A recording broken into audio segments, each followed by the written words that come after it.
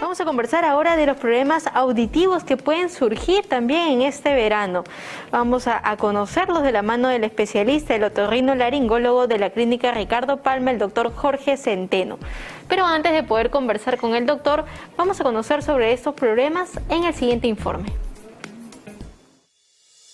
Uno de los problemas frecuentes en verano, debido a los baños en piscinas, son la otitis. Se trata de una infección del oído medio que suele ser causada por bacterias que provoca dolor y afectan con mayor frecuencia a los niños. ¿Qué se debe hacer en estos casos? Acudir al otorrino y nunca medicarse sin prescripción facultativa. En la práctica del buceo se producen cambios de presión que afectan al oído y que se pueden manifestar como taponamiento, con o sin dolor, dolor intenso o incluso hemorragia. Hay otras amenazas para la salud auditiva, como la exposición al ruido intenso en conciertos, petardos y fuegos artificiales, o el abuso en el volumen de los auriculares, sobre todo entre los jóvenes. Para más información, llame al 01-771-2961 para que hagan sus consultas a nuestros especialistas. Ese fue el informe especial y le damos la bienvenida al doctor Jorge Centeno, otorrinolaringólogo de la Clínica Ricardo Palma. Buenas tardes, doctor. Muy buenas tardes, muchas gracias por la invitación. Muchas gracias por estar con nosotros, doctor, esta tarde para poder conversar más en detalle de estos problemas auditivos que pueden surgir en el verano. ¿Por cuál problema, doctor, vamos a empezar? Mire, los problemas en el verano en principio están relacionados a las actividades que se realizan en el verano. Usted sabe que con el sol toda la gente va a las playas, va a las piscinas, y entonces en ese caso la exposición al agua no muy limpia de las playas o al agua clorada de las piscinas por durante minutos o quizá horas que de alguna manera llegan al oído y afectan la piel, producen alteraciones en la piel que permiten el ingreso de bacterias. Y por eso comienza un dolor intenso, ¿no?, que se llama otitis externa y fundamentalmente es producto de una infección de la piel del conducto que se cierra completamente y por supuesto no solo va a producir dolor, sino también va a disminuir la audición, lo que va a asustar también más al paciente. El dolor es bastante intenso, ¿no? Y cuando se toca uno el oído, en ese caso va a tener mucho dolor, ¿no? Claro. Entonces el tratamiento fundamentalmente es analgésicos, que lo vea un especialista, y muchas veces va con gotas nada más, aunque a veces se tiene que dar antibióticos, ¿no?, por durante una cantidad de días, y todos esos días debe de evitar exposición a cualquier tipo de agua de mar o de piscina, o sea, no va a poder ir a la piscina ni a la playa, digamos así, ¿no? Por supuesto, el calor hace que la sintomatología se torne un poquito más resistente, digamos, en desaparecer. Me refiero fundamentalmente al dolor. ¿No? Entiendo, doctor, y a veces, muchas veces, cuando uno tiene esta sensación de que le entra un poquito de agua al oído, ¿no? Por el contrario, lo que más hace es manipular el oído para tratar de esa forma que se salga esta agua. Algunos usan hisopos o tratan de simplemente de estar jalándose un poco el oído, ¿no? Y diferentes cosas, porque la gente ya está como que uno de la misma forma, ¿no?, incómodo, ¿no?, con esto. Sí, definitivamente, ¿no? Basta que haya un poco de cerumen o el conducto sea un poco estrecho. Entonces si ingresa un poquito de agua puede haber la sensación de que se queda, o que hace esta agua que ingresa que el cerumen que está ahí se hinche un poquito y cierre más el oído, y comienzan, como usted bien dice, las manipulaciones inadecuadas. En realidad al oído no se le debe de introducir hisopos.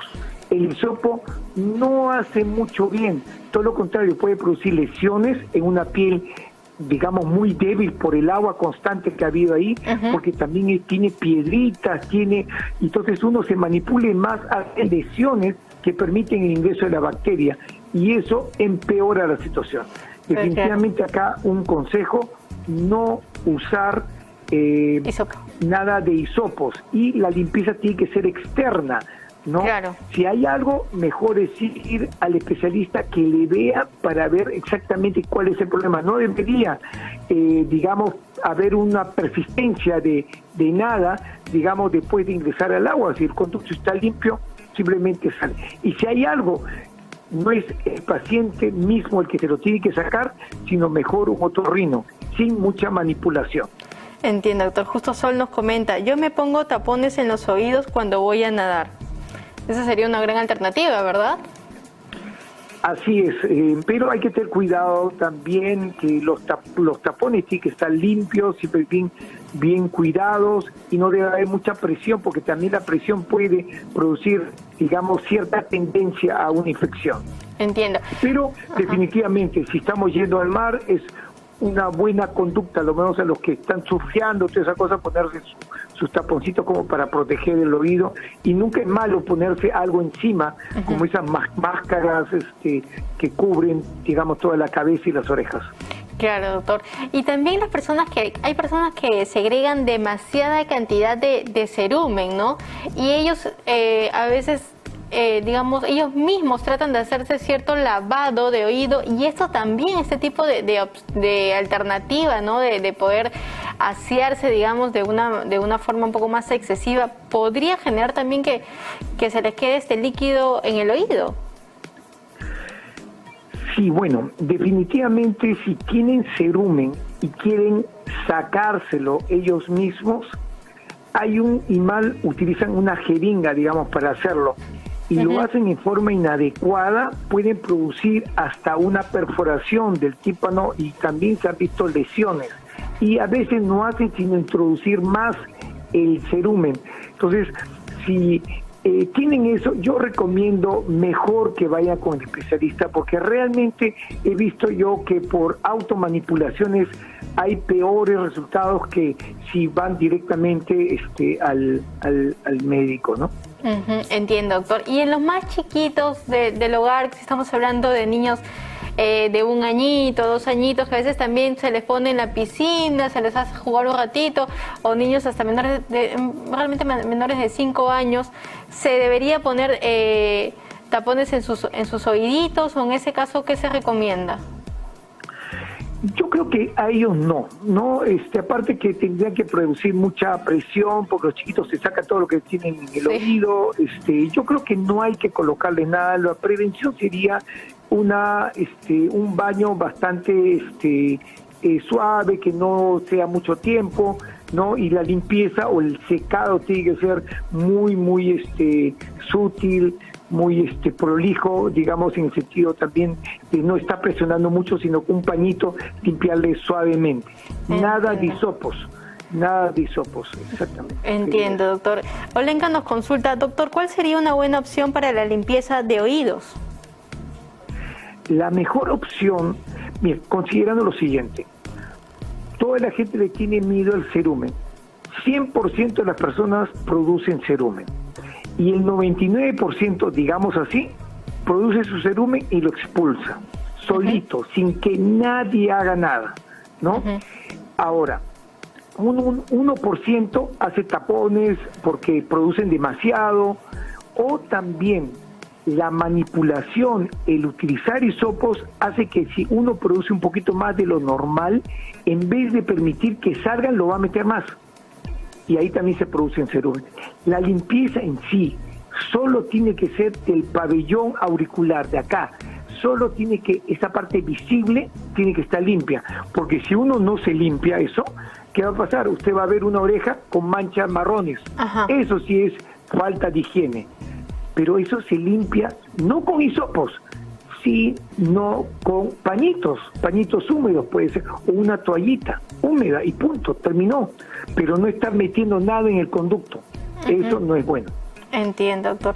Nos comenta Javier y nos dice, cuando estoy manejando siempre abro las ventanas por el calor y el aire me hace doler el oído y siento que no escucho bien. ¿Será causa de eso? Yo le podría decir que no. No encuentro una causa clara de por qué, pero en realidad el aire no produce ni dolor, a no ser que haya un oído ya con problemas, ¿no?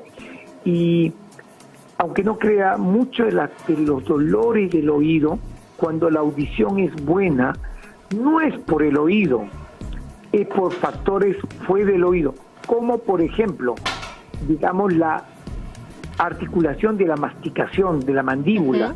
Eso puede producir muchas veces dolores. El paciente no lo diferencia, él dice me duele el oído, pero la causa es la articulación.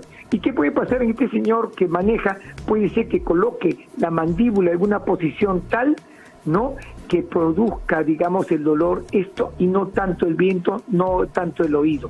Habría que investigar en él qué cosa es, por supuesto, ¿no?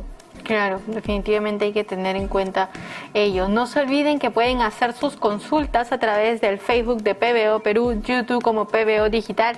En la radio nos encuentran en los 91.9 FM PBO, la radio con fe, y también pueden dejar sus consultas directamente al especialista al teléfono 771-2961, 771-2961. Estamos conversando con el doctor Jorge Centeno, otorrinolaringólogo de la Clínica Ricardo Palma, sobre qué problemas auditivos surgen en el verano. Doctor, y si es que aparece, digamos, este tipo de agüita que ha entrado al oído, ¿el tratamiento es, digamos, de un día para otro? ¿Este dolor desaparece de un día para otro al iniciar, al pasar solamente la consulta, o es un tratamiento más prolongado? Mire, en realidad, cuando entra agua al oído, basta que uno gire la cabeza y por anatomía sale, y por gravedad sale el líquido. Si hay persistencia de esa sensación, es por otro motivo. Y habría que ver, por ahí es inflamación que está comenzando, ¿no? Por ahí es un problema anatómico que ya tenga antes. Por ejemplo, hay gente que tiene como huesitos que cierran el conducto, ¿no? Más que gente que hace surfeo muchos años o que vive en el mar, digamos, nadando. Entonces tienen ese problema y acumulan rápidamente o no permiten que el agua salga. Al final el agua se evapora, ¿no? Si es una gotita se evapora, pero por supuesto en estas personas que tienen algún problema de cierre anatómico va a durar un poquito más. Y si hay inflamación adicional, peor todavía. ¿Qué hace esa sensación de que hay algo? Pero eso más que todo es inflamación en la mayor parte de casos, y antes que hacerse manipulaciones, mejor es ir a que lo vean. Doctor, ¿y qué pasa si uno no acude al especialista para que puedan evaluarlo? Porque hay personas que a veces dicen, ya se pasará, ya me dejará de doler, y lo dejan ahí, ¿no? Es esta agua que ha ingresado al oído. ¿Cuál es la complicación de dejar pasar esto? Como digo, lo más probable es que si persista la molestia, haya un problema. Por ejemplo, puede haber un tapón que de alguna manera ya se hizo más evidente, tapón de cerumen, y le va a producir la sensación de oído tapado, no todo el rato, hasta que no se lo saquen. O si no, puede ser el inicio de una inflamación, esa sensación persistente del agua, que no debería ocurrir. Y eso puede significar que a la larga puede hacer un cuadro de dolor, ¿no?, intenso incluso, una otitis, como digo, externa. Y esto también de presentarse un exceso de cerumen a veces se da también en personas mayores, ¿no?, en adultos mayores, y es más difícil también la higiene a veces de los abuelitos, ¿no? En ese caso de los adultos mayores, ¿se debe añadir algo más para su limpieza, alguna crema o algo? Bueno, definitivamente en el adulto mayor, no, primero hablamos de muchas veces años que no se hace nada en el oído. Segundo, también hablamos de sequedad. El abuelito ya tiene mucha degeneración, por ejemplo, ya no tiene tantas glándulas productoras de secreción que puede ayudar, se seca el oído, se seca, es un conducto seco, el cerumen que se va dando se seca y se vuelve como piedra.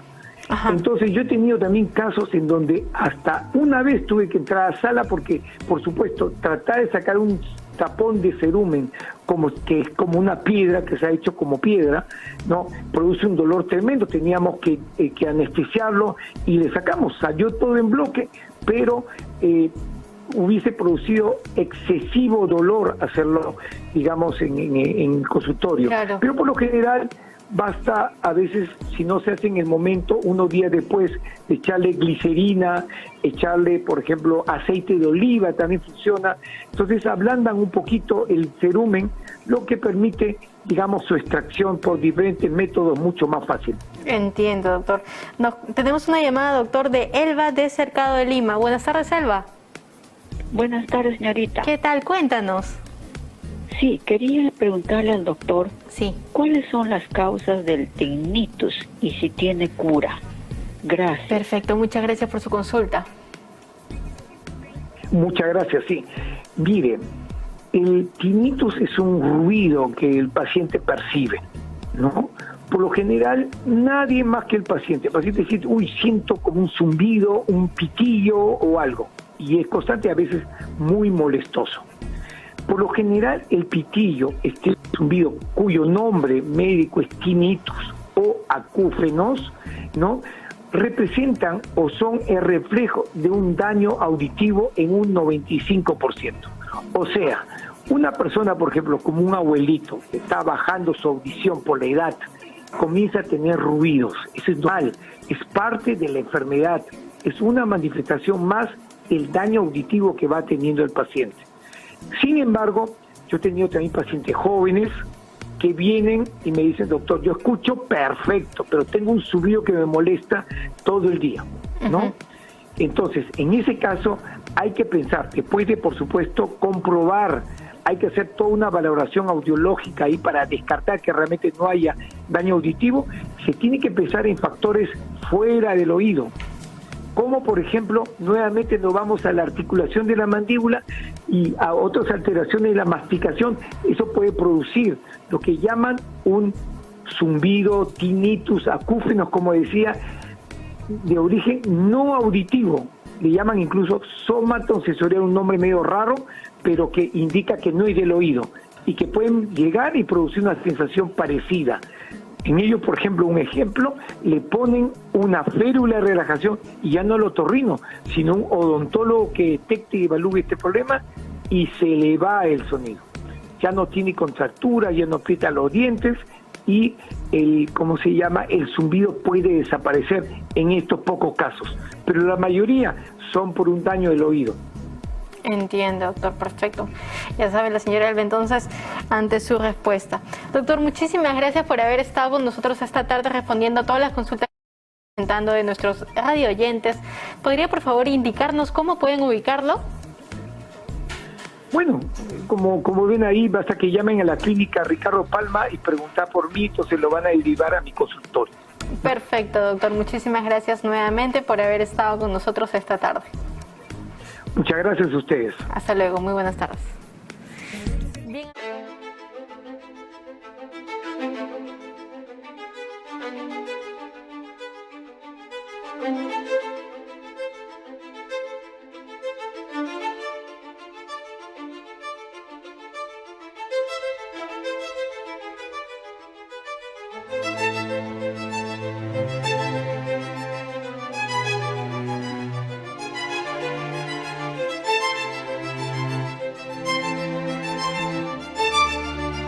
Este programa de Alerta Salud tiene por objetivo, como siempre les digo, crear una cultura de salud, una cultura de medicina preventiva para que todos ustedes, amigos, puedan conocer las enfermedades, cómo prevenirlas y cuáles son los signos de alerta, cómo conocer las enfermedades. Y por eso invitamos a los más destacados en cada una de las áreas de la medicina.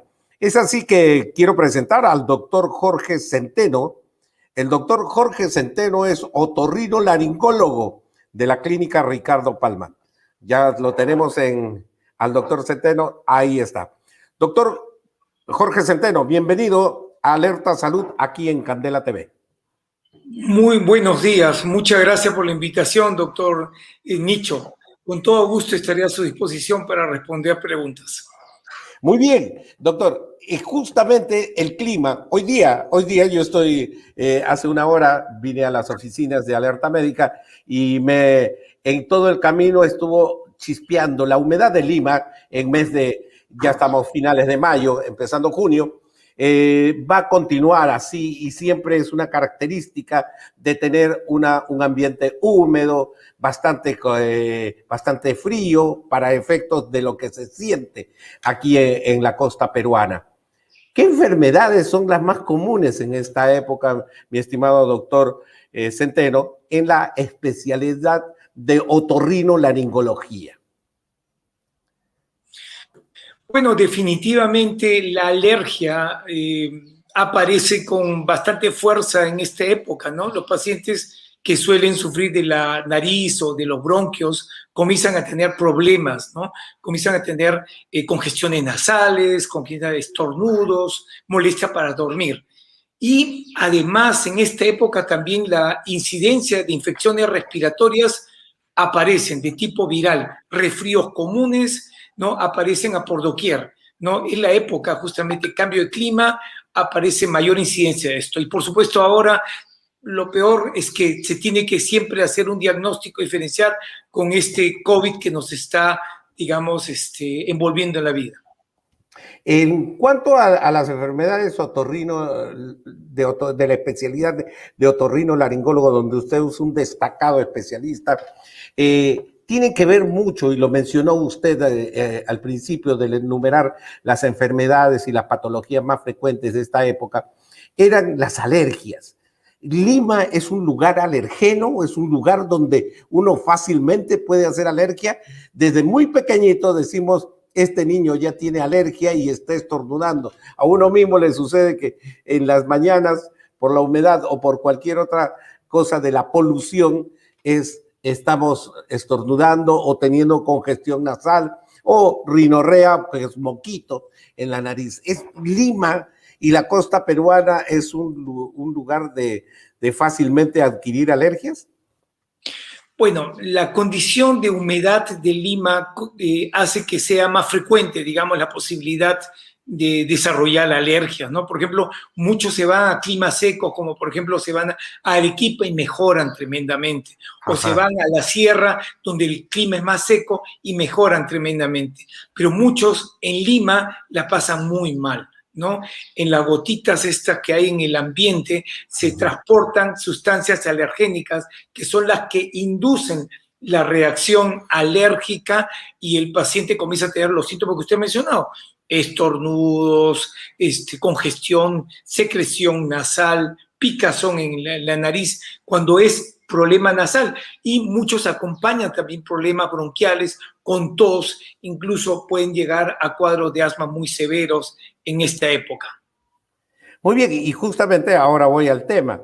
La sinusitis, ¿cómo se define la sinusitis? Y algo que me faltó, doctor, y que me permito que por favor nos explique a todo el público que está. ¿Esto de las alergias tiene alguna predisposición familiar? ¿Quiere decir, si papá es alérgico, es probable que yo sea alérgico también? Sí, o sea, tiene una gran carga genética. Es por eso que yo le digo a mis pacientes, la alergia la va a tener usted desde ahora hasta el último, es como el color de los ojos, ¿no? El color de los ojos, o sea, toda la vida, la tendencia, pero no todos desarrollan enfermedad siempre. Mucho depende del medio ambiente. Si el medio ambiente es bueno, con poco polvo, pelusa, pelo animales, digamos así, entonces el paciente va a tener pocos síntomas. Pero si está en un entorno negativo, va a tener síntomas todo el año. Correcto. Entonces, ahora sí vamos al tema. ¿Qué cosa es la sinusitis? Es un tipo de afección a alguna parte de la vía respiratoria alta, muy conocido, ¿no? ¿Qué es lo que tiene? Me han dicho que tengo sinusitis. Entonces, es bastante común este diagnóstico. Exactamente. Bueno, ¿qué cosa es la sinusitis, no? Primero, es una inflamación, ¿no? Y la inflamación, por lo general, es viral, puede ser por una bacteria, puede ser alérgica y de otros tipos también. Y no solo afecta a la nariz como tal, sino también hay unas cavidades alrededor de la nariz, aquí debajo de los ojos, en la frente, entre entre los dos ojos hay cavidades que están conectadas con la nariz y estas justamente se inflaman y se comprometen, comienzan a llenarse de secreción y eso es la sinusitis, porque la rinitis sola, que es la que se presenta con frecuencia, digamos, en los resfríos, solo compromete la nariz. La sinusitis es una extensión de la enfermedad hacia esas cavidades alrededor de la nariz y eso ya es una, digamos así, una complicación de un proceso que inicialmente comenzó en la nariz. Correcto, entonces significa de que estos espacios que tenemos, que es un huesito, pero con espacios que tiene nuestra masa ósea de la cara, que tiene que ver también con la resonancia para poder hablar, esto tiene unos espacios que se pueden inflamar y se pueden llenar, y eso se le llama senos paranasales, por eso el nombre de sinusitis, ¿no? Exactamente, ¿no? O sea, lo que ocurre es que estas cavidades están conectadas a la nariz, ¿no? Por unos conductos relativamente estrechos. Entonces, cuando hay un proceso inflamatorio nasal que, digamos, es muy intenso, por decir así, estas comunicaciones se cierran y entonces la cavidad queda como aislada y de lo que tiene una presión normal de oxígeno baja y comienza a haber es un cambio en el medio que induce a inflamación. Esta inflamación es invadida por un germen y terminó la situación, comienza la sinusitis y se puede llenar una cavidad de aproximadamente 5 centímetros cúbicos, que son, por ejemplo, estas que están debajo del ojo, que llamamos senos maxilares, se puede llenar totalmente de secreción purulenta. Lo que ya imaginarán ustedes es un foco infeccioso muy peligroso. Muy peligroso. Y entonces ahí justamente yo le quiero pedir de que podamos decirle a nuestros amigos cuáles es los síntomas, por lo menos iniciales, y cuáles son los signos que me puede inducir a que yo pueda pueda pensar en que esto se trata en un problema de sinusitis y por supuesto ir al otorrino para que me haga el diagnóstico. Pero ¿cuáles serán esos signos de alerta que podemos tener en cuenta?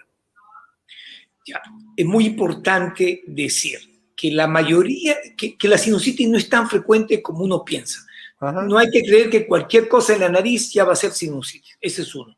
Lo más frecuente es que todos tengamos resfríos, eso es claro, con naristupía, secreción, incluso la secreción a veces media amarillenta.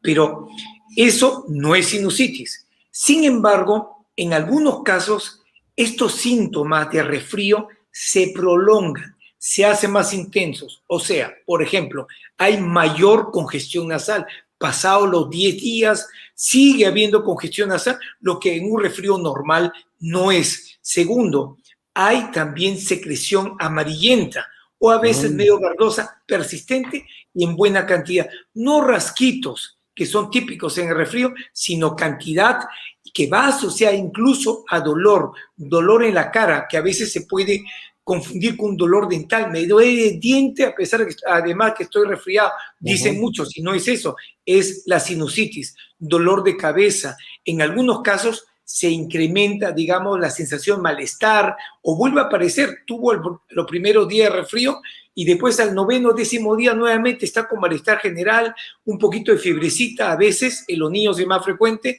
y eso ya puede ser signo de sinusitis.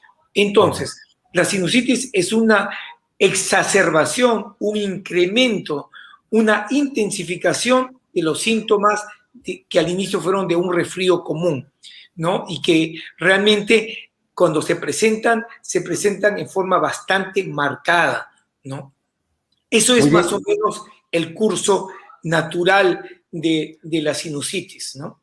Correcto. Estoy con el doctor Jorge Centeno, él es otorrinolaringólogo de la clínica Ricardo Palma y por supuesto estamos en Candela TV, en su programa Alerta Salud. Estamos hablando sobre la sinusitis. También si usted quiere hacernos alguna pregunta, lo puede hacer por el Facebook Live, que estamos nosotros conectados.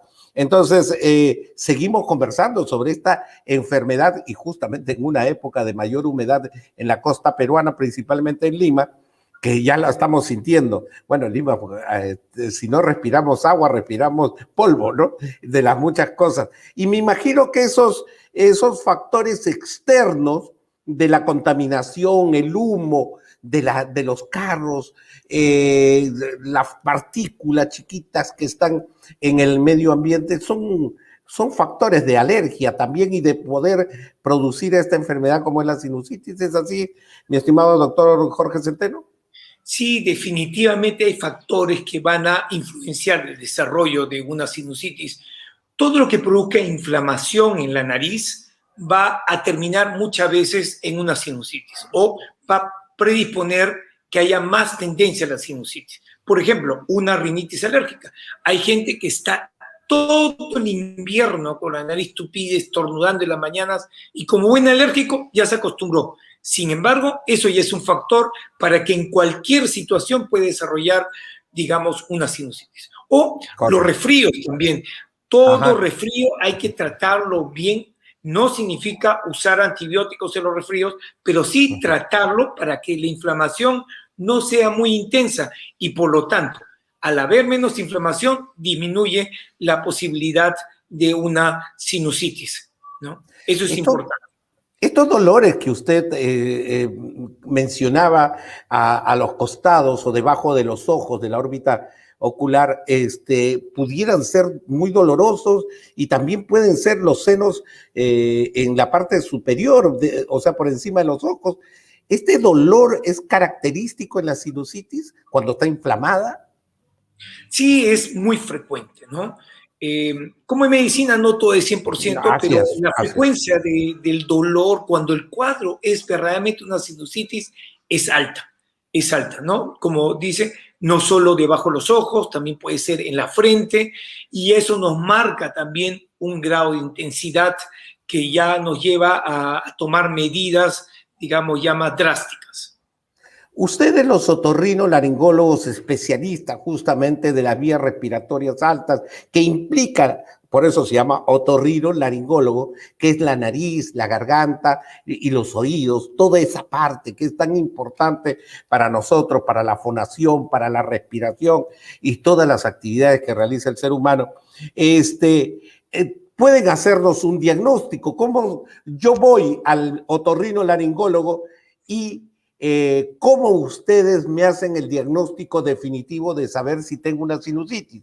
Hay radiografías, exámenes de laboratorio, la parte clínica, me imagino que es una de las más importantes. Efectivamente, en realidad el diagnóstico de sinusitis puede estar a nivel de atención primaria, ¿no? Médicos generales, pediatras en general.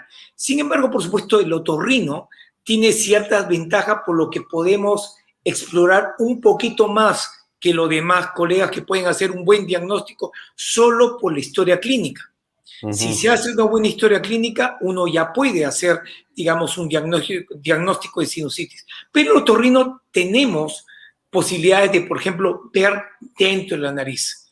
Y podemos ver secreción purulenta, que a veces el paciente ni la percibe, porque todo se la pasa, y nosotros vemos hacia un lugarcito donde sale y podemos hacer un diagnóstico bastante preciso de que es sinusitis y que no es otra cosa, ¿no?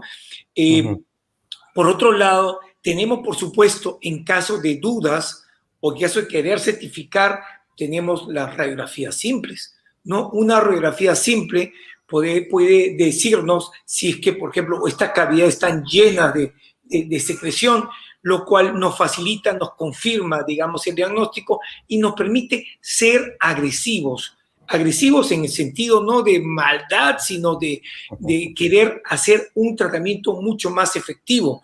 Porque hay que tener cuidado, repito, los resfríos a veces se confunden con sinusitis y a un resfrío que es viral se le da un antibiótico, pero por 15 días y a veces no es tan necesario. Es por ello que a veces es mejor un diagnóstico bastante más certero, ayudándonos, como por ejemplo el examen que hace el otorrino o de la radiografía que nos puede ayudar, como para decir, uy, en este caso sí hay que darle antibiótico, es una sinusitis característica, ¿no? El uso de antibióticos, doctor, lo acaba de mencionar usted, y usted es una autoridad en cuanto a esta especialidad de otorrinolaringología. Entonces, me gustaría preguntarle, ¿qué pasa cuando empezamos a dar antibióticos cuando no es necesario, cuando estamos frente a un resfrío común, por ejemplo? Muy bien, estamos con el doctor Jorge Centeno. El doctor Jorge Centeno es otorrinolaringólogo de la clínica Ricardo Palma. Estamos en Alerta Salud, por supuesto, en Candela TV. No se olviden ustedes, los lunes, miércoles y viernes estamos siempre con el programa de Alerta Salud a las 9 de la mañana, de 9 a 9:30, tenemos esta secuencia para ver la salud, que es tan importante, ¿no? Cuidarnos, prevenirnos. Hoy día el doctor Jorge Centeno ha sido muy claro con nosotros, nos ha expresado cómo un resfrío que no se cura adecuadamente o que no se lleva un tratamiento adecuado, puede terminar en una afección como es la sinusitis, que ya es mucho más grave, donde hay inflamación de la parte interna de los huesos, y donde inclusive va a haber secreción purulenta. Esto va a causar mucho dolor, e inclusive se dice de que a veces la sensación de un olor fétido por la pus, por supuesto, que se acumulan en estos agujeros que están en el macizo de la cara, en los huesitos de la cara. Entonces, muy bien nos explicó también de que la polución, la humedad que hay en Lima, por ejemplo, son factores importantísimos para la creación de esta enfermedad que es la sinusitis. El factor, también nos habló del factor hereditario. Significa que papá, mamá, si hermanos sufren de sinusitis o de alergias en general de la vía respiratoria, uno está predispuesto a tenerlo. Por supuesto, si nos cuidamos no va a suceder, pero hay una mayor predisposición genética para tener alergias de la vía respiratoria. Seguro usted que está en casa también está con los moquitos, el estornudo en cada momento. Esa es una alergia que es muy común en estas épocas de humedad en Lima. Y empezó, hoy día también estaba muy húmedo el día, y por tanto la edad que se presenta la sinusitis puede ser desde muy pequeño hasta muy adultos. Muy bien, realmente nos ha ilustrado muy bien el doctor Jorge Centeno, que es otorrinolaringólogo de la clínica Ricardo Palma. Nosotros en Candela TV siempre queremos traer con ustedes y conversar sobre estos temas con profesionales de la salud altamente calificados. Es así que las especialidades que estamos mencionando vamos a tener en las distintas secuencias siempre a los mejores para que nos guíen, para que nos digan cómo evitar la enfermedad, para que nos digan cómo también tener signos de alerta, que es muy importante para poder ir al médico y podemos tratar adecuadamente. Toda enfermedad que se trata adecuadamente tiene un buen pronóstico, una buena. Bueno, doctor Jorge, ¿ya estamos? Sí, hubo un desperfecto técnico que ocurre en las mejores familias, como dicen.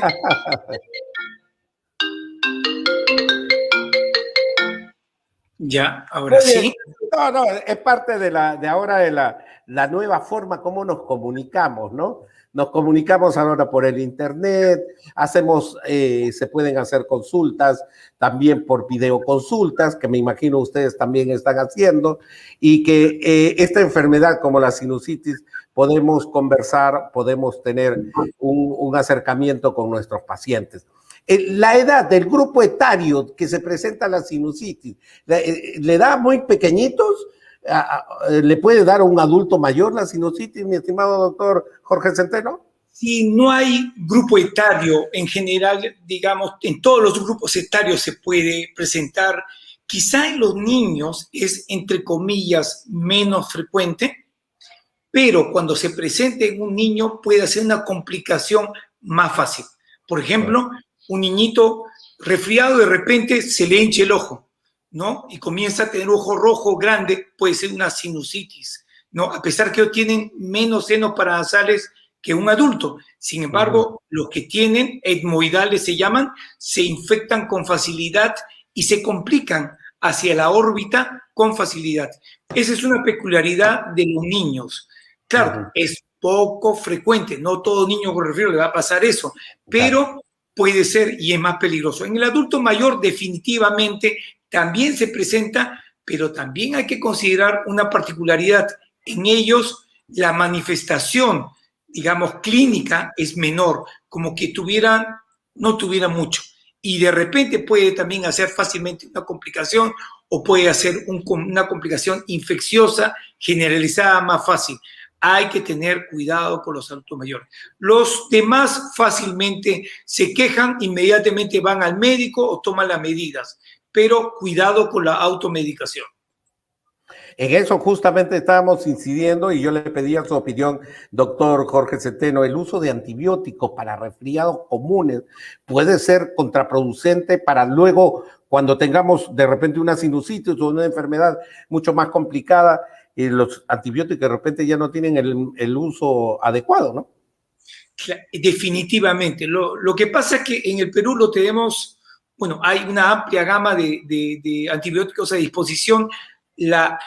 El control para entregarlos, para darlos, no es muy grande y todos como que optan rápidamente por ello, creyendo que con eso se van a proteger. Es como una especie de búsqueda, de mejoría, digamos, fácil, y la obtienen. Van a una farmacia, quiero un antibiótico, se lo dan. Ese es un punto. Entonces, en realidad, la sinusitis, primero, antes, los resfríos no se trata con antibióticos, ni siquiera profilácticamente, ¿no? Correcto. A no ser que el paciente tuviera, por ejemplo, un factor de inmunidad bajo que por ahí pueda hacer posiblemente nos arriesgamos y le damos. Pero en sí no debe darse en resfríos.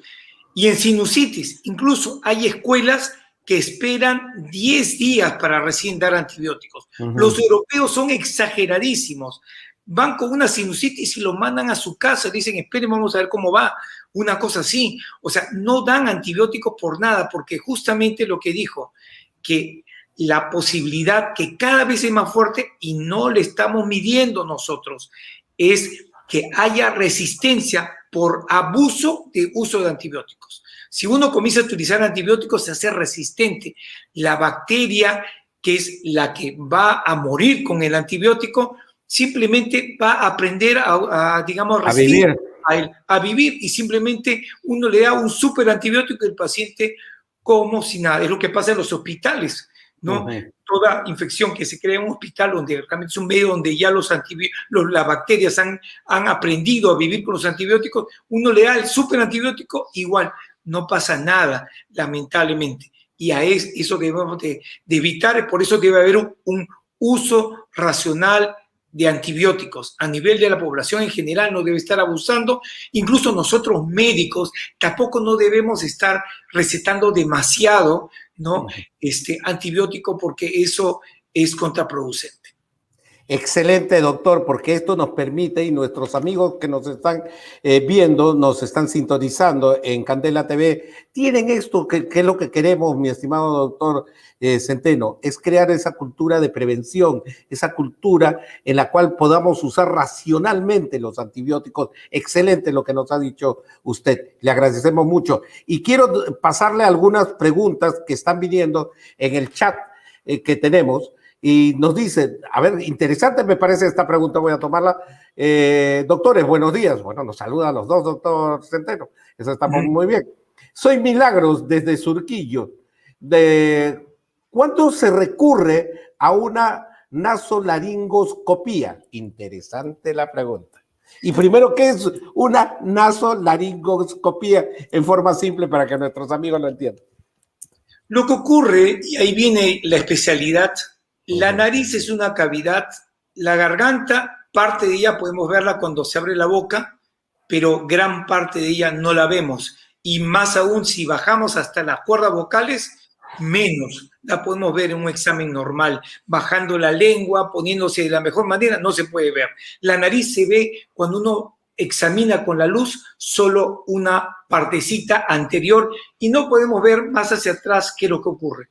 Entonces la tecnología permite muchas cosas, ¿no? Y tenemos elementos que son los fibroscopios, es una posibilidad, que son elementos que ingresan por la nariz, que son flexibles, que después pasan por la parte alta de la garganta, pasan por la parte de las amígdalas y llegan hasta las cuerdas vocales y ven todo. Y si tenemos una grabación al lado, en medio minuto podemos hacer la prueba y tenemos excelentes resultados visuales y podemos diagnosticar qué cosa hay en la nariz, qué cosa hay en la parte alta de la garganta, en la parte baja de la garganta.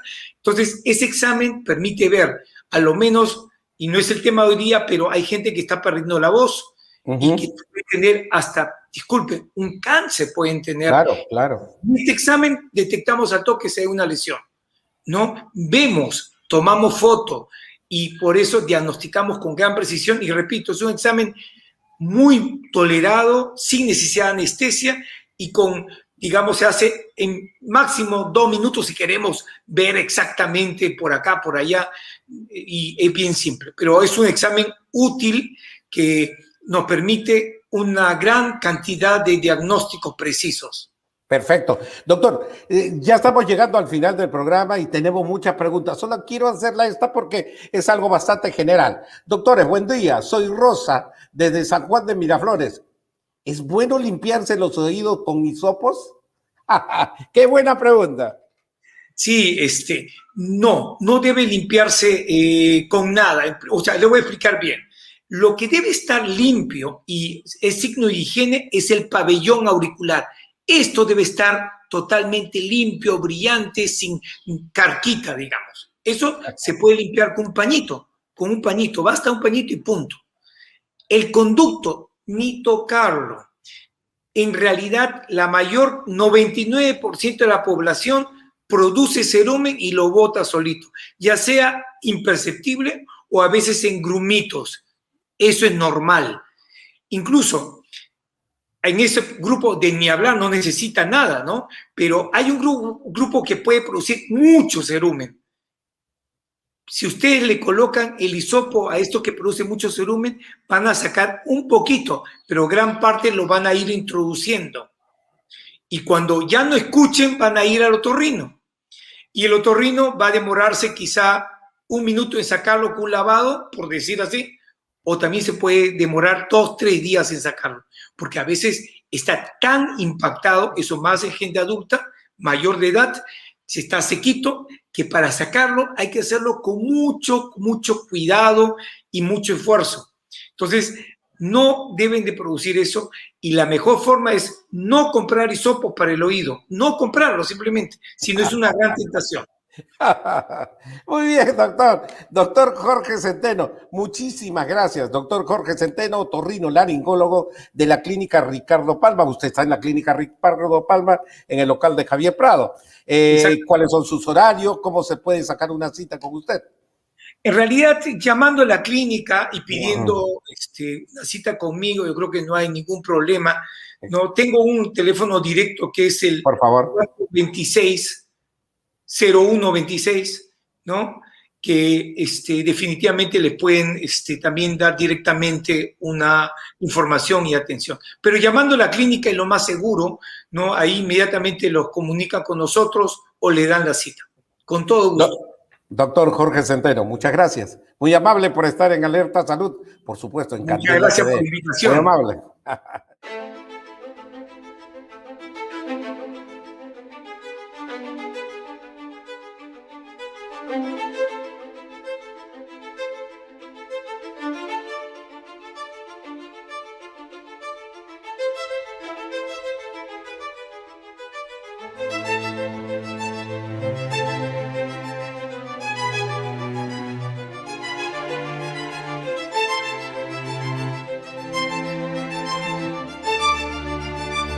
Estamos listos para seguir con los temas de salud y ahora vamos a conversar sobre la ronquera y afonía.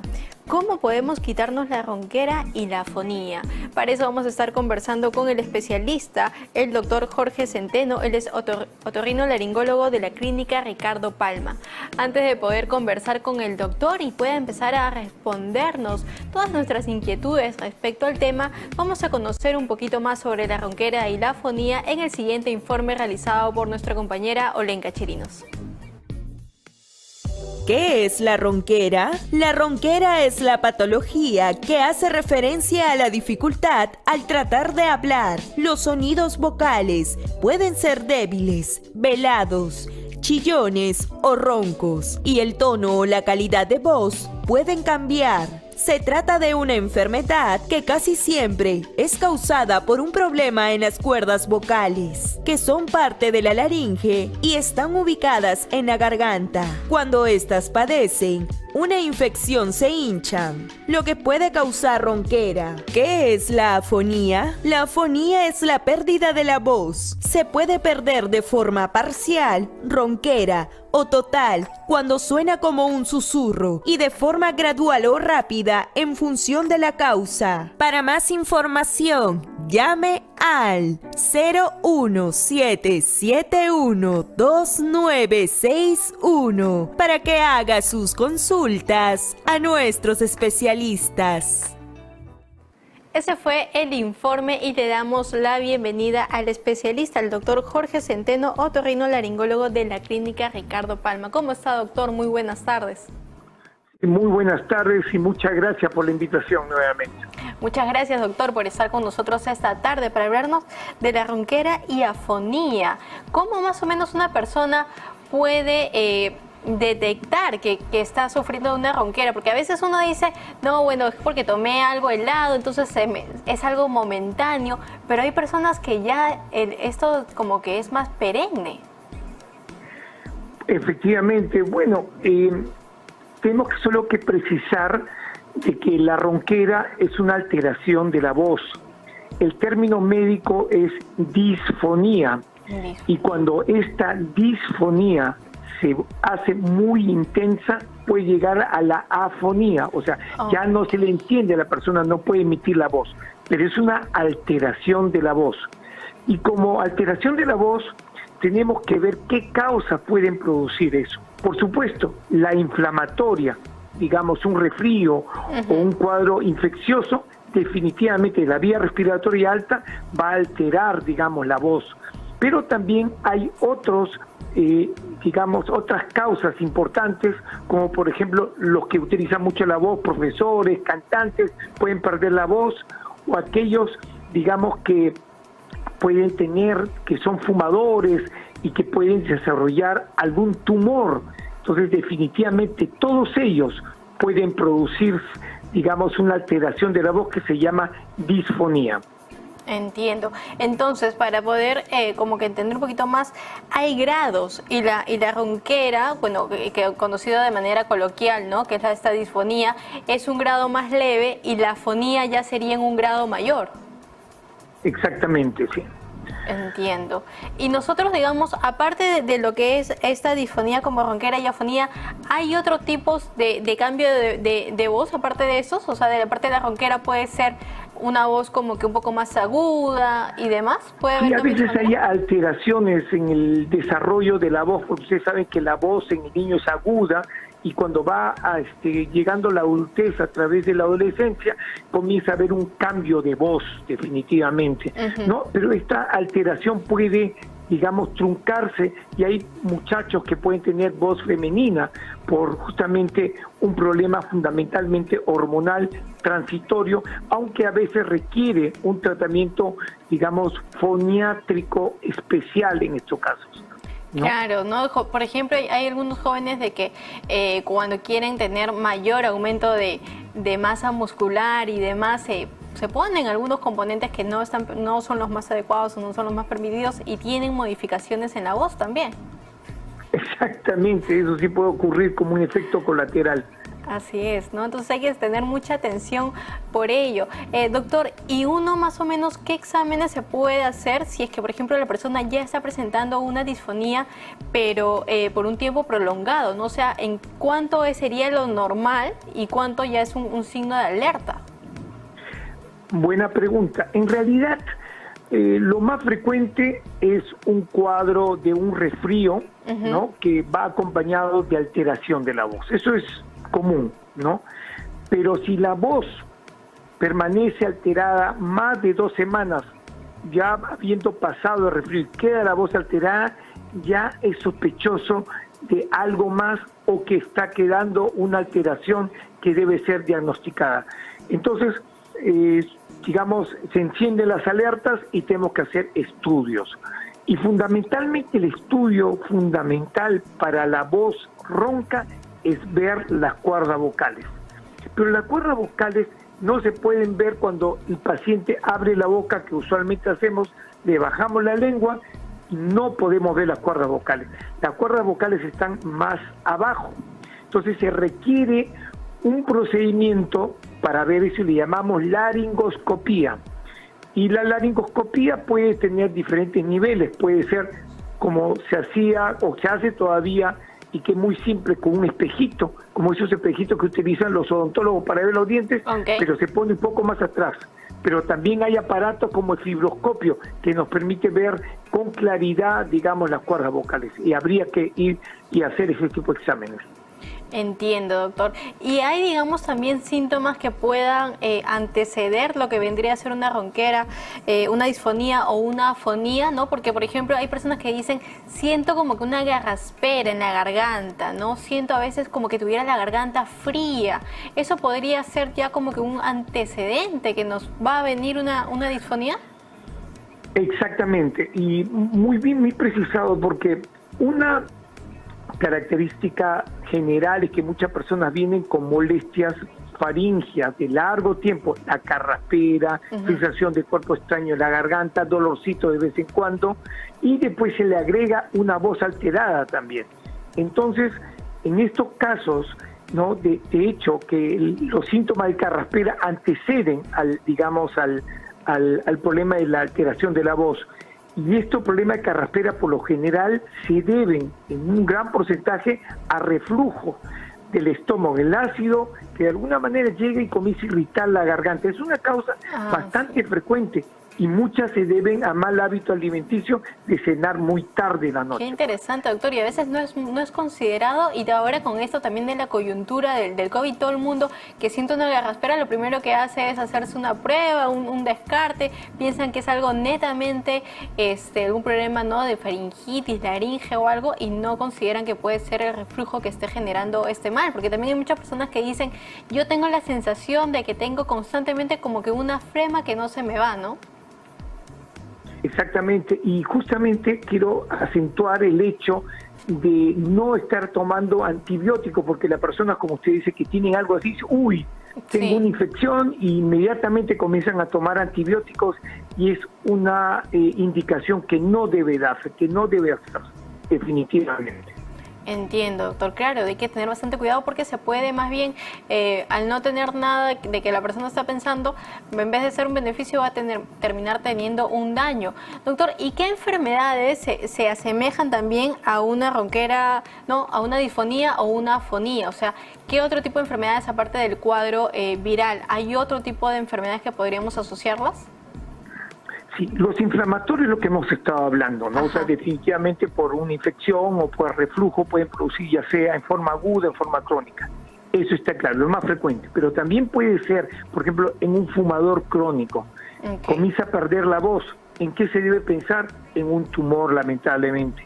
Y justamente acá hay que hacer un diagnóstico precoz, ¿no?, de cómo están las cuerdas vocales, porque puede ser un cáncer en inicio.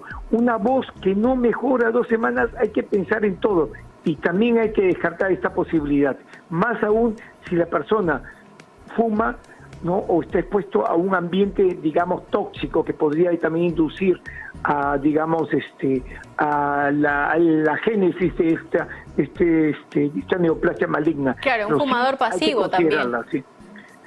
Y la otra posibilidad también ya diferente, o sea, un tumor es una posibilidad que puede ser maligno, pero también benignos pueden ser. En gente que usa mal la voz, por ejemplo, cantantes que exigen mucho su voz, también pierden la voz, pero no por infección, no por tumor, sino por la formación de unos nodulitos, ¿no? Por mal uso de la voz. Hay que considerar también eso.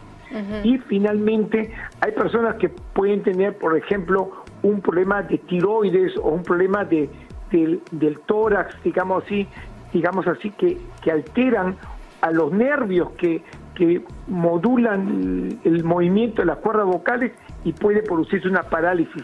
Y la parálisis también es definitivamente una causa de alteración de la voz. O sea, tenemos todo ese espectro de posibilidades en una disfonía.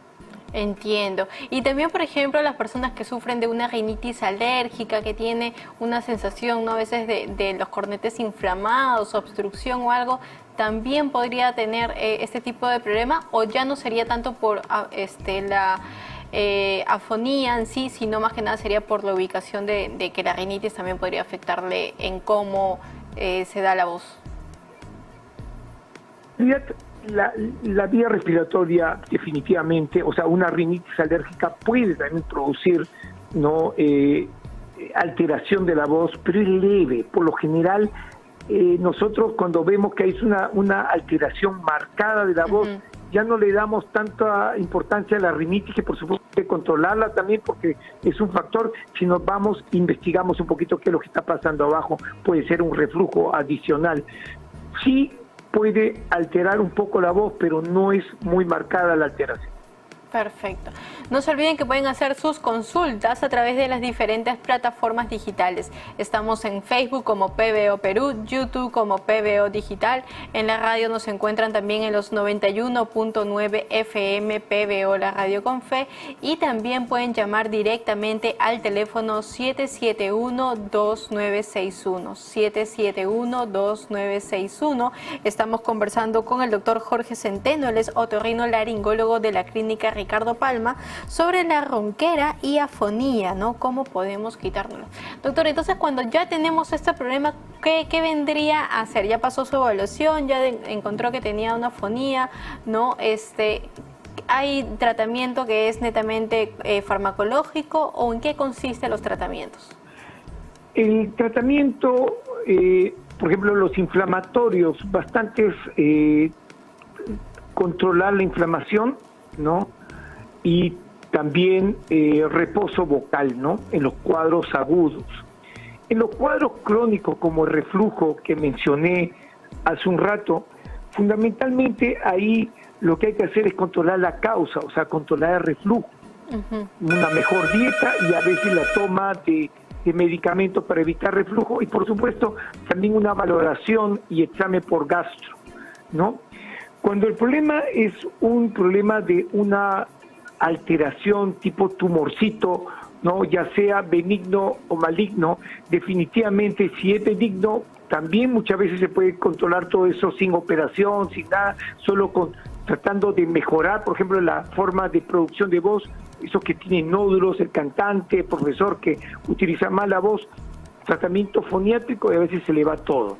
Pero si es un tumorcito, digamos, de otro tipo, ¿no?, entonces, aun cuando pensemos que es benigno, lo mejor es retirarlo, y eso implica una operación, ¿no?, de las cuerdas vocales para extirpar, digamos, la tumoración que se encuentra. Y si se sospecha que es algo maligno, entrar lo más pronto, claro. y por supuesto ahí la patología, ¿no?, es lo importante. Si fuera un cuadro de parálisis, entonces lo importante es tratar de buscar la causa que produjo esto. A veces son causas virales también que vienen y se van.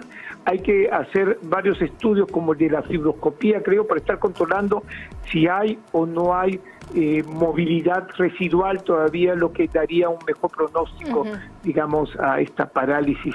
Pero en general todo depende de la causa que ha producido la parálisis. Es un tumor que ha comprimido mucho el nervio, por supuesto el tratamiento tiene que ser ya del cirujano, de tórax o el oncólogo que tiene que ver que esa tumoración, digamos, deje de comprimir y por ahí puede regresar el movimiento de la cuerda vocal. Perfecto. Es variado el tratamiento dependiendo de la causa. Entiendo. Doctor, tenemos una llamada de Iván de Surco. Muy buenas tardes, Iván, cuéntanos. Licenciada, buenas tardes. Buenas tardes. Doctor, buenas tardes. Quisiera hacer una consultita. Mire, yo tengo hace muchos años en la parte de la garganta una garraspera, digamos un dolor, un ardor. Me he ido al seguro y en el seguro el doctor me ha dicho que es una faringitis crónica y lo he dicho que se puede hacer y me dice que nada, que simplemente así va a ser. Quisiera saber qué complicaciones puedo tener con el tiempo, porque hay veces que se va un poco y hay veces que regresa, pero bien, digamos, un ardor fuerte en la garganta, que a veces se junta un flema y no me permite hablar seguido. O sea, ahorita, por ejemplo, estoy tranquilo, pero hay veces que no me permite hablar seguido. Tengo que estar como, digamos, desatorándome y a veces me quiere ahogar o una raspera fuerte. ¿Qué puedo hacer? Muchas gracias, señor Iván, por su consulta. Es crónica, no es infecciosa, eso de tomar antibióticos está, digamos, descartado. Por lo tanto, la primera causa que aparece en estos problemas crónicos es el reflujo. Y para mí usted es un candidato para ese diagnóstico, ¿no? Y lo que debe hacer usted fundamentalmente es no comer tarde la noche, tratar de cenar temprano, no tomar ni leche ni café, digamos, en las noches, y eso disminuye bastante la posibilidad de reflujo. Y si persiste y si a su vez usted tiene problemas gástricos, debe ir al gastroenterólogo. Por otro lado, nosotros como otorrinos, nosotros nos quedamos en ese tipo de presunción, sino tenemos que hacer un examen, como he dicho, de las cuerdas vocales para poder hacer un mejor diagnóstico, confirmar quizá la sospecha de reflujo, descartar otro tipo de posibilidades, digamos, que puedan estar ahí. Pero definitivamente usted requiere no solo que lo examinen, digamos, conversando, sino hay que hacer exámenes, ¿no? Y plantear diferentes causas, como digo, la primera sería el reflujo gastroesofágico. Entiendo. No se olviden que pueden seguir haciendo sus consultas a través del Facebook de PBO Perú, YouTube como PBO Digital. En la radio nos encuentran en los 91.9 FM PBO, la radio con fe. Y también pueden llamar directamente al teléfono 771-2961. 771-2961. Estamos conversando con el otorrinolaringólogo de la Clínica Ricardo Palma, el doctor Jorge Centeno, sobre la ronquera y afonía. Doctor, otra consulta que nos deja Mónica por medio de las redes sociales nos dice: doctor, cuando salen nódulos en la garganta, ¿eso se cura o solo con raspado? Porque es una zona peligrosa. ¿Te tienen que dormir para hacer ese tipo de raspado? Sí, bueno, estamos hablando de nódulos, como dije, es una forma muy benigna de la aparición de una alteración en la cuerda vocal, ¿no? Y se debe, por lo general, a un mal uso de voz. Para que eso en primera instancia mejore y no vuelva a repetirse, el paciente debe de aprender nuevamente a emitir voz. Entonces, muchas veces se le manda a terapia de voz y estos nódulos desaparecen. Si persistieran o si hubiese una sospecha de que es otra cosita, entonces sí se debe entrar a sala, y eso en realidad la mayor cantidad de veces tiene que hacerse en anestesia general, ¿no?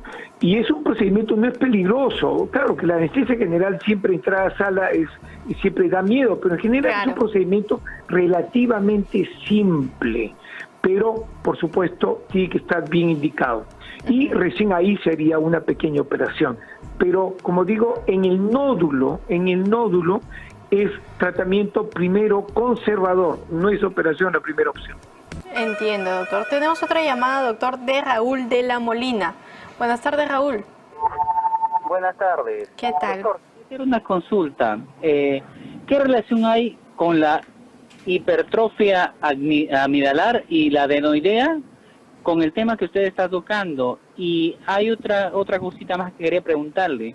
Generalmente a veces, bueno, me pasa a mí y a mi pequeño también le ha pasado que cuando siente como si hubiera unas cositas extrañas en las acníadas, y luego de tanto hacer como una garraspera, expulsa unos pequeños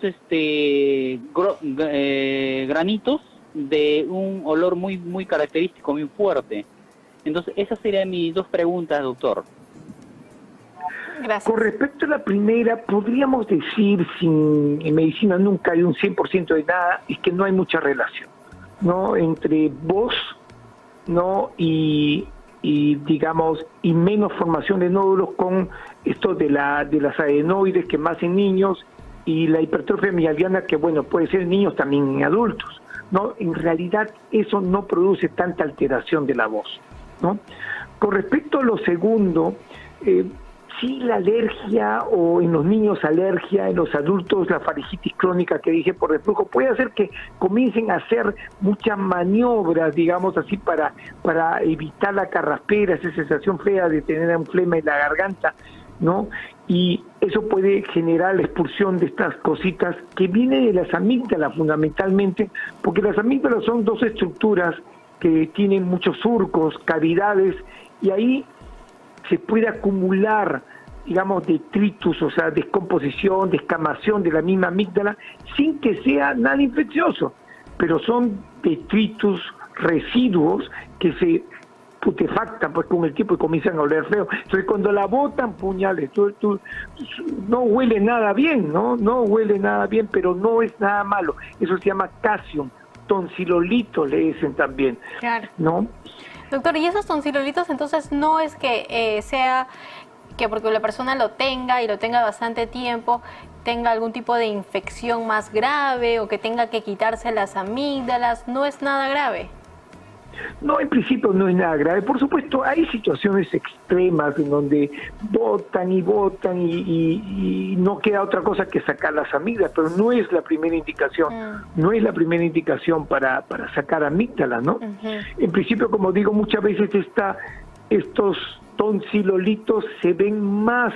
Nuevamente hablamos de este bendito reflujo que puede ser causa de inflamación, digamos, superficial, y puede generar un poquito más de formación de estos tonsilolitos en la garganta. ¿Y estos se tienen que retirar también? O sea, si una persona padece los tonsilolitos, ¿también lo tienen que retirar? ¿Sería lo más adecuado? No, en realidad eso van a salir solitos, ¿no? Okay. Pero la persona cuando se comienza a examinar mucho, se ve eso y se desesperan y lo presionan, lo sacan. Yo diría que no deben de hacer, porque un día puede tener un problema ahí. Perfecto. Otra consulta, doctor, que nos hace Mónica, nos dice, ¿existe terapia de voz? Sí, la terapia de voz lo hace medicina física y rehabilitación a través de sus especialistas en manejo de voz, que son rehabilitadores, o sea, son personas que ya sea, el médico por lo general indica, pero hay tecnólogas o hay foniatras, ¿no?, que están entrenadas para, digamos, ese tratamiento de voz, que es muy importante. Perfecto, entonces ya saben para que puedan acudir, ¿no? Las personas, entonces si es una persona que ya está con este problema de la fonía, sería una gran alternativa para adicionar a su tratamiento. Pero siempre y cuando después de evaluación médica. Claro. Porque primero hay que descartar todas las cosas que, entre comillas, son más peligrosas. Claro, definitivamente, doctor. Doctor, muchísimas gracias por haber estado con nosotros esta tarde. ¿Podría, por favor, de igual forma, indicar cómo pueden ubicarlo para algún otro tipo de consulta? Con todo gusto, estamos en la clínica Ricardo Palma. Perfecto, doctor. Muchísimas gracias nuevamente.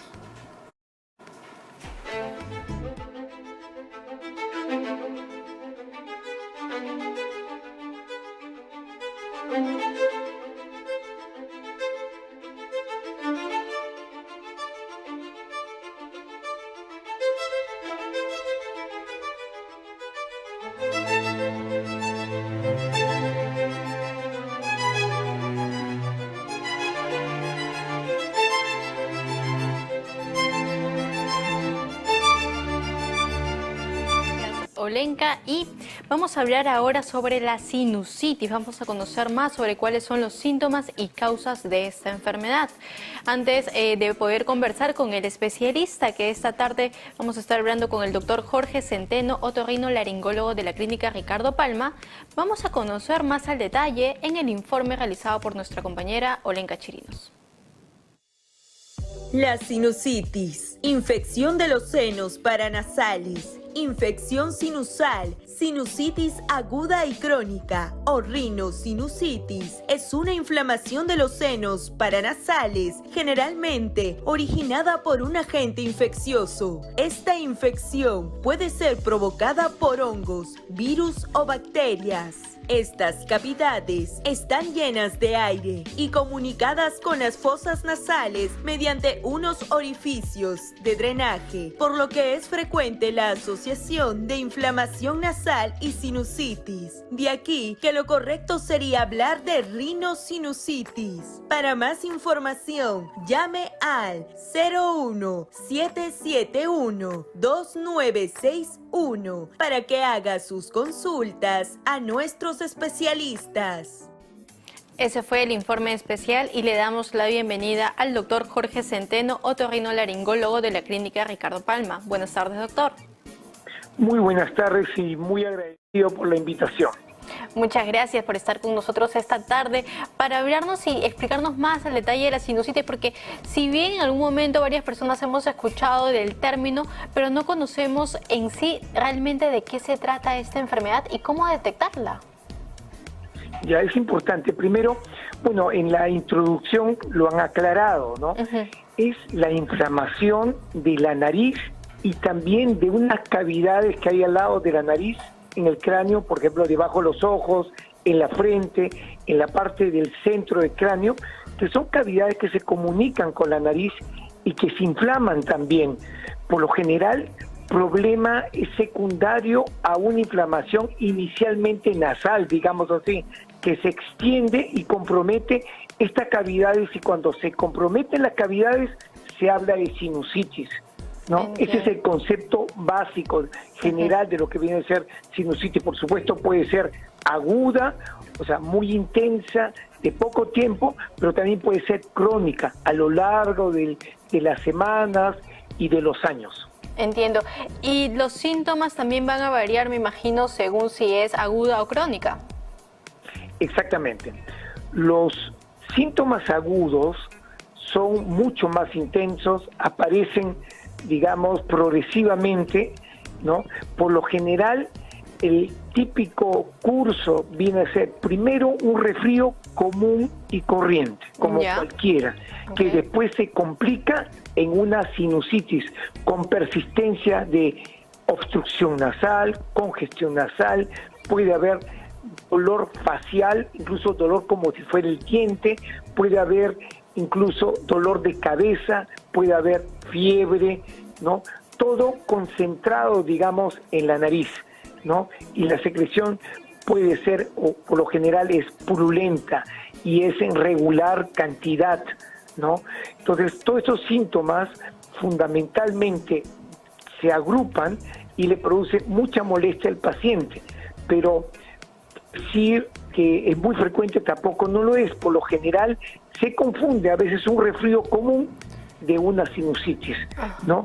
Los resfríos son mucho más leves, congestión, la secreción es acuosa y duran unos días nada más.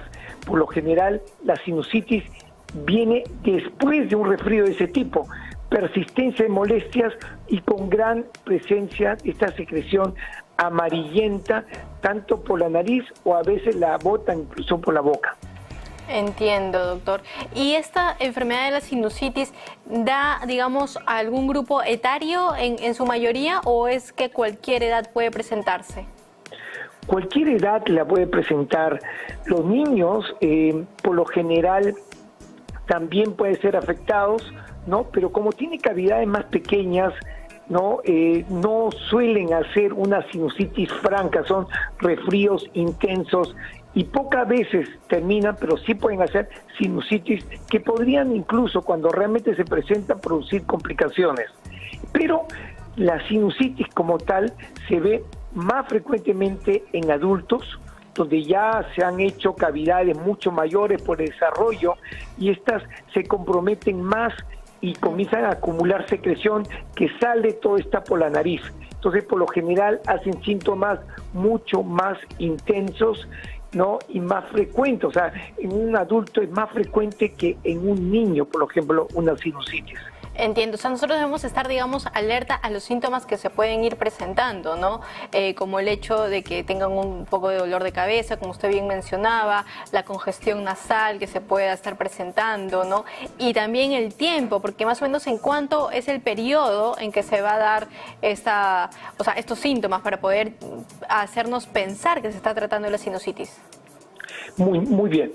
Por lo general, un resfrío cuando comienza está durando 2, 3 días, ya le perturba al paciente, incluso en ese periodo de resfrío puede presentar un poco de secreción amarillenta, pero al 7º día debería casi estar mucho mejor o desaparecer, con o sin medicamentos, miren.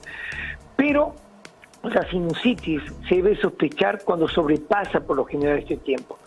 Si mejoró un poquito el paciente de su resfrío y de repente al 8º o 9º día nuevamente congestión, comienza el dolor, comienzan a exacerbarse nuevamente las molestias, ahí hay que pensar en la aparición de una sinusitis.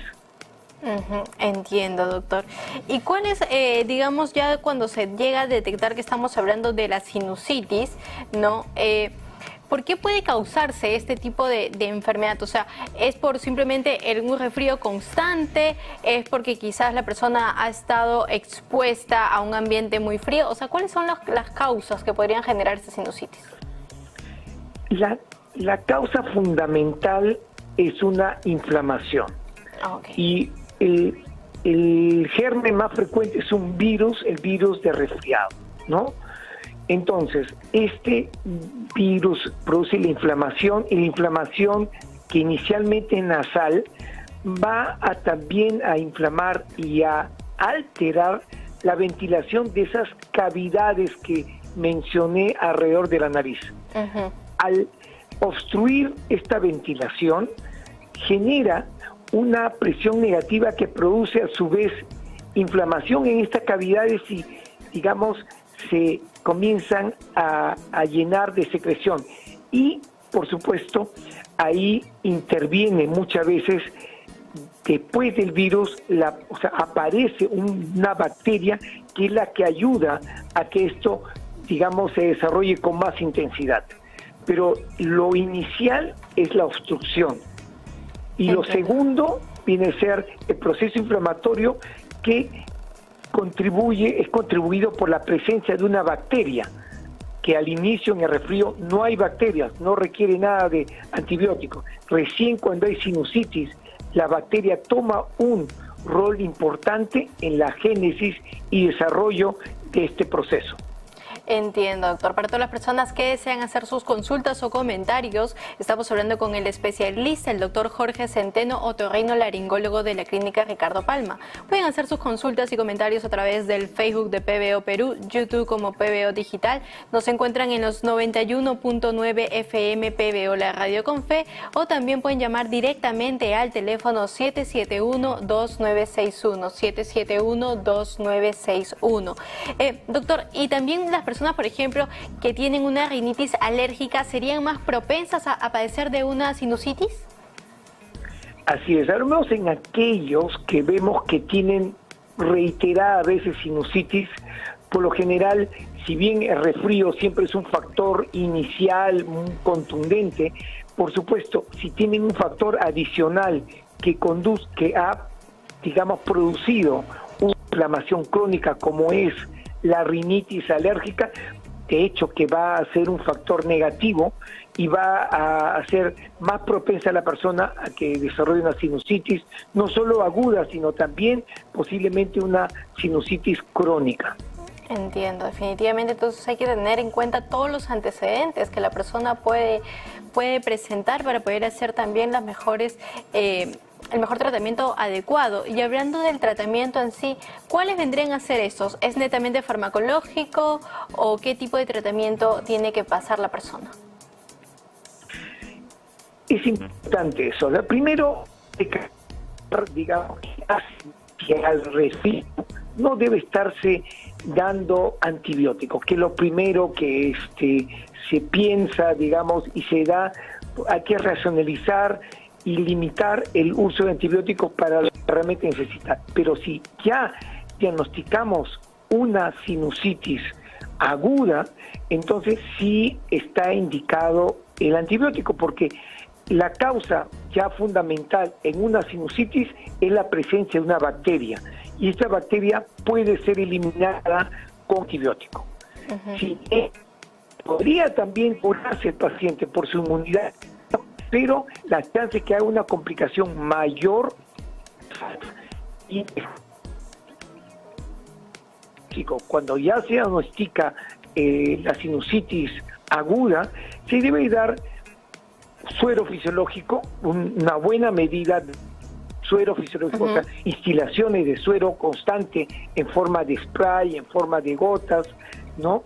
Que eso, de alguna manera, aunque no se crea, produce una desinflamación, produce una limpieza constante de esa secreción que se produce y ayuda bastante al, digamos, a la mejora del paciente. Si el paciente es también o tiene un cuadro más o menos intenso, también es bueno los corticoides orales, si el cuadro así lo mereciera, o sea, si fuera intensa, digamos, la inflamación, los corticoides nos pueden ayudar un poco. Pero también tenemos a la mano el corticoide local, ese que se utiliza con un spray. Entonces eso evitaría a veces el uso del oral, que trae a veces algunas complicaciones pequeñitas, que efectos adversos que a veces se les tiene miedo, pero la aplicación local ayuda con bastante eficiencia, ¿no?, en la mejora de los pacientes con sinusitis aguda. Entonces, de todas maneras, el antibiótico, los lavados nasales y además, digamos, el uso de corticoides en algunos casos. Claro. Disculpe, para los lavados nasales, doctor, ¿con qué frecuencia y qué es lo que se necesita? ¿Solamente con agua? ¿También se necesita emplear algún otro producto para hacer el lavado nasal? De preferencia que sea el cloruro de sodio, en otras palabras, agua salina, ¿no? Okay. Yo a veces recomiendo que se compre, pues, por ejemplo, ese litro de cloruro de sodio que se utiliza para infusiones endovenosas, que lo coloquen en un pequeño spray y que de esa manera se echen con frecuencia, cada hora, cada media hora, un par de chiqueteadas de este suero, y eso ayuda en este periodo, ¿no? En este periodo de sinusitis aguda. Por supuesto, al lado de lo que he mencionado, puede darse antihistamínicos solo si el paciente fuera muy alérgico. Si no, no vale la pena, porque a veces también seca mucho las secreciones y también perturba un poco la curación en la sinusitis, ¿no? Y por supuesto, si el paciente tiene dolor, incluso fiebrecita, los analgésicos simples como el paracetamol definitivamente pueden ser de gran ayuda. Puede aliviar, definitivamente. Y digamos, en el grado más alto, doctor, ¿se necesita puede llegar la persona hasta un tratamiento quirúrgico o no? ¿Solamente es netamente farmacológico? Estamos hablando de las sinusitis agudas. Por lo general no van a complicar si siguen el tratamiento. Por lo general, la mayor cantidad de casos no sale muy bien. Por supuesto, pueden haber complicaciones, y las complicaciones pueden ser manejadas a veces solo por vía endovenosa, por vía hospitalaria, cuando ya, por ejemplo, una complicación puede ser que haya una celulitis orbitaria, o sea, el ojo se pone rojo, secundario pues a una sinusitis, ¿no? Claro, claro, porque esa sinusitis puede generar dolor, o sea, hasta malestar en la vista, como un dolor de cabeza. Entonces, ¿no? Las complicaciones van a ser varias. No, sí, definitivamente. O sea, una de ellas es esa complicación orbitaria, ¿no? Y muchas veces se puede llegar a hospitalizarlo para pasarle tratamiento máximo. Por lo general va muy bien. Pero también hay un grupo que puede hacer ya una complicación mayor, que requiera, digamos, una limpieza, un tratamiento quirúrgico de su problema agudo. Entiendo. Doctor, tenemos una llamada de Samira de ATE. Hola Samira, cuéntanos. Buenas tardes, licenciada. Buenas tardes, doctor. ¿Cómo le va? Mire, sí, yo tengo una consulta. Lo que sucede es que exactamente hace 5 años yo me hice una operación a la nariz y hoy en día es como que tengo alergia, siento mal olor y no estoy tranquila, ¿no? Porque en realidad más que todo es incómodo. Siento que es como que una sinusitis, que a cada rato estoy que me suena la nariz, a cada rato estoy con gripe, por así decirlo, no sé cómo denominarlo, pero es un fastidio. Entonces yo quisiera saber si es que este podría dar pie a una sinusitis o quizás es algún problema muy aparte de la cirugía. Entiendo. Muchísimas gracias, Amira, por tu consulta. Sí, muchas gracias por la pregunta.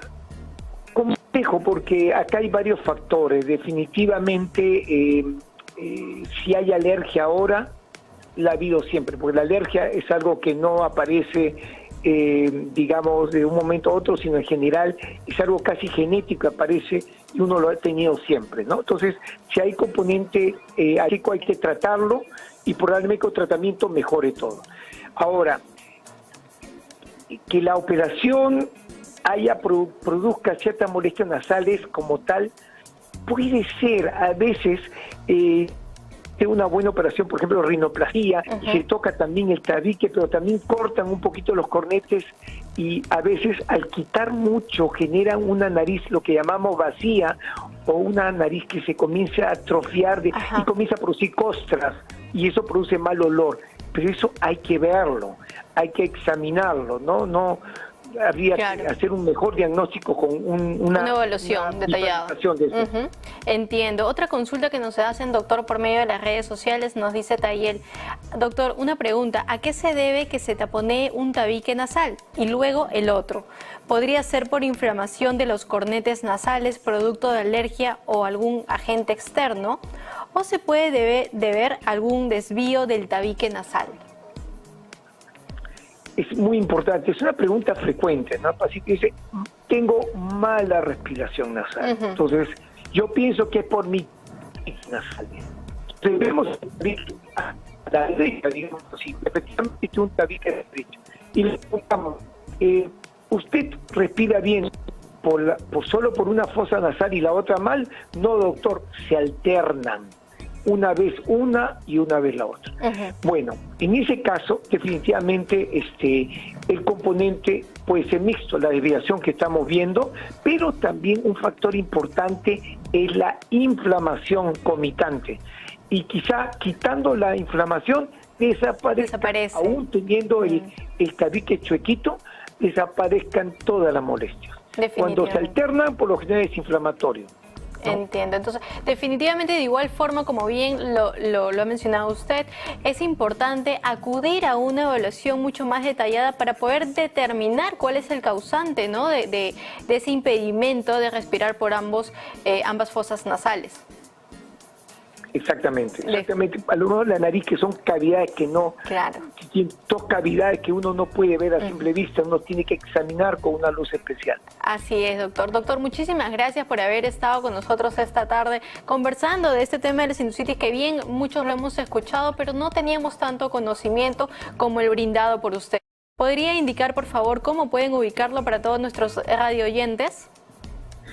Sí, con todo gusto. Estoy en la clínica Ricardo Palma para la atención de la especialidad y también tengo una página web, ¿no?, que dice Otorrino Jorge Centeno. Ahí me pueden ubicar también y hacerme preguntas.